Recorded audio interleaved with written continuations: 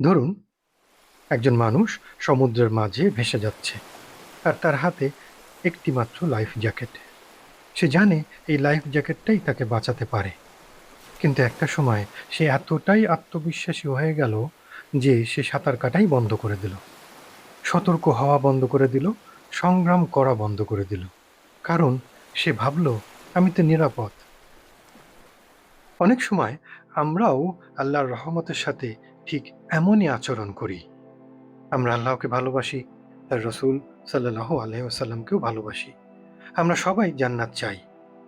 আমরা বিশ্বাস করি আল্লাহর রহমত সীমাহীন এবং এটা একজন মুমিনের সবচেয়ে বড় আশা।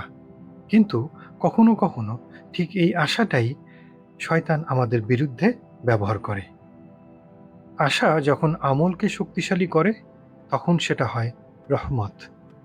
কিন্তু সেই আশাই যখন আমাদেরকে নিশ্চিন্ত করে ফেলে, তখন সেটা হয় ভয়ঙ্কর বিপদ। আজকের আয়াতগুলো আমাদেরকে সেই সূক্ষ্ম পার্থক্যকেই দেখাবে। খেয়াল করলে দেখা যাবে আজকাল অনেক সময় আমরা ইসলামকে পুরোপুরি জীবন বানাতে পারি নাই। আমরা এটাকে একটা ইন্স্যুরেন্স পলিসির মতো ব্যবহার করছি। কোনো অসুবিধা হলে প্রয়োজনে ক্লেম করব, আর নয়তো বাকি জীবনটা নিজের ইচ্ছা মতো। আর এই নিশ্চিন্ততার পিছনে আমরা প্রায়ই একটা হাদিসের আশ্রয় নিয়ে নিই। রসুল সাল্লাল্লাহু আলাইহি ওয়াসাল্লাম বলেছেন, যে ব্যক্তি ইখলাসের সাথে লা ইলাহা ইল্লাল্লাহ বলবে, সে জান্নাতে প্রবেশ করবে। হাদিসটা সত্য, ১০০% সত্য। সমস্যা হাদিসে না, সমস্যা আমাদের পড়ায় এবং আমাদের বোঝায়। আমরা হাদিসটাকে এমনভাবে পড়েছি এবং এমনভাবে সেটাকে নিয়েছি যেন এটা একটা গ্যারান্টি কার্ড। নামাজে অবহেলা হোক, সুদ হোক, হারাম সম্পর্ক হোক, আল্লাহর অবাধ্যতা হোক, শেষ পর্যন্ত জান্নাতে আমরা যাবই। আর আজকের আয়াতে আল্লাহ এমন এক জাতির পর্দা সরিয়ে দিচ্ছেন যারা ঠিক এরকমই ভাবত। কিন্তু প্রশ্ন হলো, তারা এমন কি বিশ্বাস করত যে আল্লাহকে তাদের এইভাবে সতর্ক করতে হলো? চলুন শুনি। ১২২ নম্বর আয়াতে আল্লাহ তাআলা বলছেন, ইয়া বনি ইসরাঈল আযকুরু নি'মাতিয়া, হে বনি ইসরাইল, তোমরা আমার নিয়ামতকে স্মরণ করো।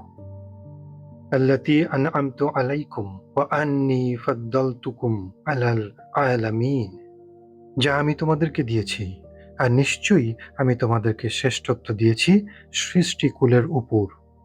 খেয়াল করে দেখেছেন?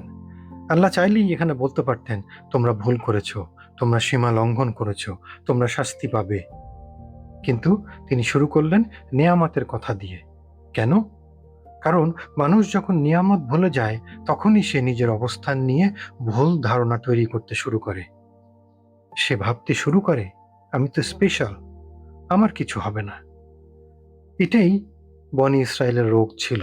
তারা ভাবতো, আমরা আল্লাহর নির্বাচিত জাতি, আমাদের কাছে কিতাব এসেছে, আমাদের পূর্বপুরুষ নবী, আমাদের কিছুই হবে না। এটা শুধু অনুমান না, আল্লাহ নিজেই তাদের মনের কথা কোরআনে তুলে ধরেছেন।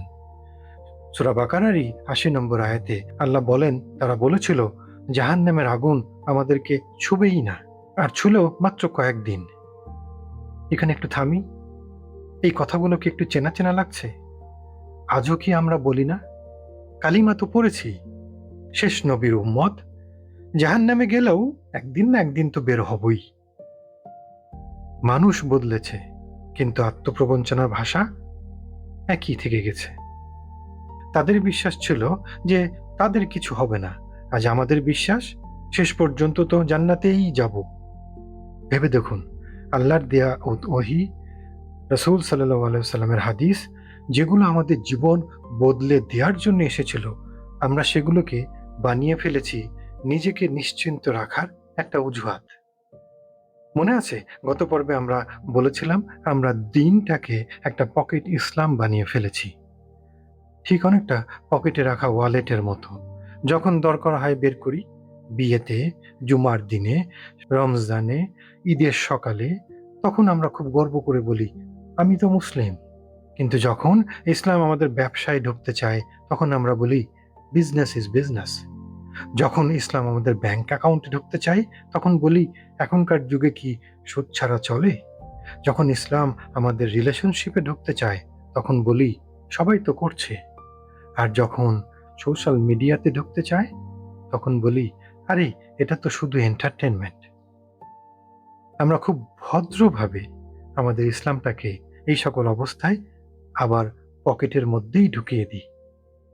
আমরা ইসলামকে অস্বীকার করি না, আমরা শুধু তাকে আমাদের জীবনে ঢুকতে দিই না।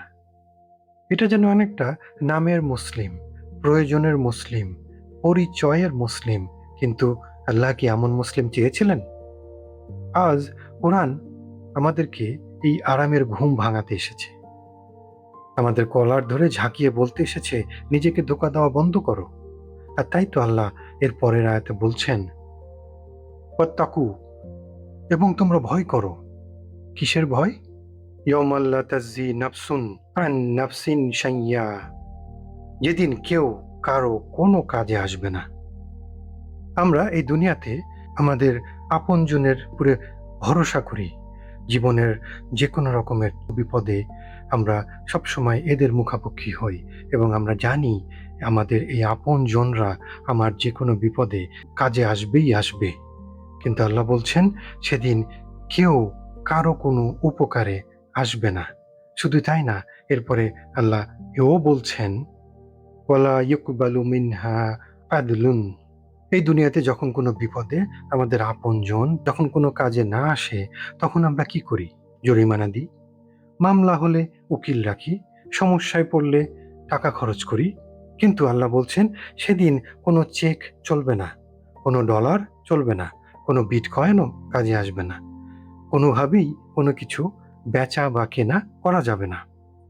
তারপরে আল্লাহ কি বলছেন? আদলুন ওয়ালা তানফাউহা সাফাআতু, সেদিন কোনো সুপারিশও গ্রহণ করা হবে না। তার মানে আমার আপন পরিবার, পরিজন, পরিচিতজন যখন জনবল কাজে লাগবে না, তখন আমাদের মনে কি থাকে? কোনো না কোনোভাবে আর্থিক লেনদেনের মাধ্যমে আমরা একটা ব্যবস্থা করেই ফেলবো। এবং আল্লাহ যখন বললেন এই আর্থিক ব্যবস্থাও কোনো লেনদেনও গ্রহণ করা হবে না, তখন আমরা কি করি? দুনিয়াতে সুপারিশ করতে পারে এরকম কাউকে খুঁজি। কিন্তু আল্লাহ এখানে কি বলছেন? যে আল্লাহর আদালতে কোনো রকম রেফারেন্সই ওই দিন কাজে আসবে না। তারপরে আল্লাহ কি বলছেন? ওয়ালাহুম ইউনসারুন, এবং তাদের কোনো সাহায্য করা হবে না। ভাবুন তো, সব দরজা বন্ধ, সব ভরসা শেষ, সব অজুহাত শেষ, শুধু আপনি আর আপনার রব। যে ইন্স্যুরেন্স পলিসির উপরে আমরা দুনিয়াতে ভরসা করেছিলাম, সেটা সেখানে থাকবে না। যে পকেট ইসলাম নিয়ে আমরা এতদিন ঘুরেছি, সেদিন সেটাকে পকেট থেকে বের করার সুযোগও দেওয়া হবে না। সেদিন আমার মুসলিম নাম, আমার পরিবার, আমার পরিচয়, আমার অর্থ, ধন সম্পদ কোনো কিছুই আমার কোনোই কাজে আসবে না। তাহলে তাহলে কি কাজে আসবে? কোরআন নিজেই এই প্রশ্নের উত্তর দিয়েছেন। কোরআনের অন্য জায়গাতে আল্লাহ বলেছেন, সেদিন ধন সম্পদ কোনো উপকার আসবে না, সন্তান সন্ততিও না। উপকারে আসবে শুধু সেই ব্যক্তি যে আল্লাহর কাছে আসবে একটি কালবুন সালিম নিয়ে। দ্যাট মিন বিশুদ্ধ হৃদয় নিয়ে যে আল্লাহর সামনে দাঁড়াবে। খেয়াল করেছেন, আল্লাহ কিন্তু বলেন নাই যে সবচেয়ে বেশি তথ্য জানতো, যে সবচেয়ে বেশি লেকচার শুনেছিল, যে সবচেয়ে বেশি ইসলামিক পোস্ট শেয়ার করেছিল। তিনি বলেছেন যে সুস্থ হৃদয় নিয়ে আসবে। এই আজকের আলোচনার উদ্দেশ্য কাউকে হতাশ করা নয়। আমরা সবাই সংগ্রাম করছি, আমরা সবাই অসম্পূর্ণ। প্রশ্ন হলো, আমরা কি আমাদের এই দুর্বলতাকে স্বীকার করছি, নাকি তাকে ইসলামের একটা অংশ বানিয়ে ফেলেছি? আর যদি আজ এই কথাগুলো আমার আপনার মনে অস্বস্তি তৈরি করে, তাহলে হয়তো এটাই সবচেয়ে সুন্দর লক্ষণ। কারণ মৃত হৃদয় অস্বস্তি বোধ করে না, জীবিত হৃদয়ই শুধু সেটা করে। আল্লাহ আমাদের জন্য তওবার দরজা কখনো বন্ধ করেন নাই। তিনি আজও ডাকছেন, আজও তিনি ক্ষমা করার জন্য, এবং তিনি আজও আমাদেরকে গ্রহণ করার জন্য প্রস্তুত। তাই হতাশ হবেন না, বরং তার দিকেই চলুন, আমরা ফিরে যাই। কারণ জান্নাত কোনো ইন্স্যুরেন্স পলিসি নয়, কিন্তু আল্লাহর রহমত তা আমাদের কল্পনার থেকেও অনেক অনেক বড়। চলুন একটা দৃশ্য কল্পনা করি। একটা ছোট্ট শিশু, বিশাল ব্যস্ত শপিং মল, চারপাশে অসংখ্য মানুষ, কোলাহল, ভিড়। শিশুটা বারবার মায়ের হাত ছেড়ে দৌড়ে চলে যাচ্ছে। মা বারবার তাকে ডাকছেন, বারবার ধরে ফিরিয়ে আনছেন। একসময় শিশুটি হোঁচট খেয়ে পড়ে গেল। চারপাশে ভিড় দেখে সে ভয় পেয়ে গেল। তখন সে কি করবে? সে কি মায়ের কাছ থেকে আরো দূরে সরে যাবে? না, সে দৌড়ে আবার সে মায়ের কাছেই ফিরে আসবে এবং আগের চেয়েও শক্ত করে তার হাত ধরবে। কেন? কারণ শিশুটি জানে এই পৃথিবীর সবচেয়ে নিরাপদ জায়গা তার মায়ের কাছেই। আমাদের অবস্থা অনেকটা এরকম। আমরা ভুল করি, আমরা পাপ করি, আমরা পথ হারিয়ে ফেলি, আমরা বারবার পড়ে যাই। কিন্তু শয়তান চায় আমরা একটা মিথ্যা কথা বিশ্বাস করি। এত ভুল করেছি, আল্লাহ আমাকে আর কোনো সুযোগ দিবেনই না।